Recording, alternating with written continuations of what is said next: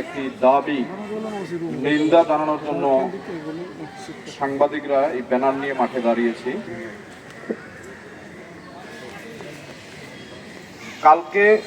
আজকে যে ঘটনায় দাঁড়িয়েছি, কালকে আর আমাদের কারো মনে থাকবে না। তো ভবিষ্যতে আমরা এই ব্যানার নিয়ে আর দাঁড়াতে চাই না। আজকে দেশের স্বাধীনতার 54 বছর চলছে। এই মাইকেল আলম ভাই সবসময় থাকে পরেও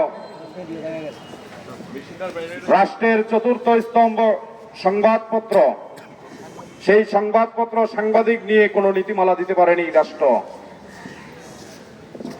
আজকে এই মানববন্ধন থেকে রাষ্ট্রের প্রতি আমাদের দাবি জানাচ্ছি, সাংবাদিক সুরক্ষা আইন এবং সাংবাদিক নীতিমালা দ্রুত বাস্তবায়ন করার জন্য। সেই সাথে গাজীপুরে নিহত সাংবাদিক মোহাম্মদ আসাদুজ্জামান তুহিন, তার 2 জন নাবালক সন্তান রয়েছে, তার স্ত্রী রয়েছে। রাষ্ট্র থেকে তার সন্তানদের ভবিষ্যৎ গড়ার দায়িত্ব নিতে হবে।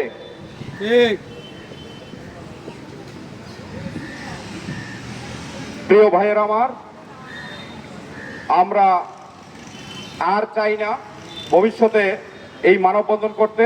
আলমগীর একটি কথা বলছে যে আমরা সংবাদকর্মীরা থাকি ক্যামেরার পিছনে, আজকে আমরা ক্যামেরার সামনে দাঁড়াতে হয়েছে। তা আমরা আর ক্যামেরার সামনে দাঁড়াতে চাই না, পিছনেই থাকতে চাই।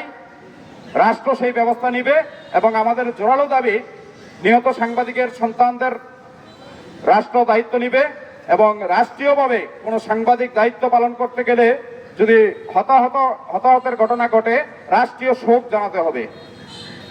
এই দাবি রেখে আমি আমার বক্তব্য শেষ করছি। খুদা হাফেজ।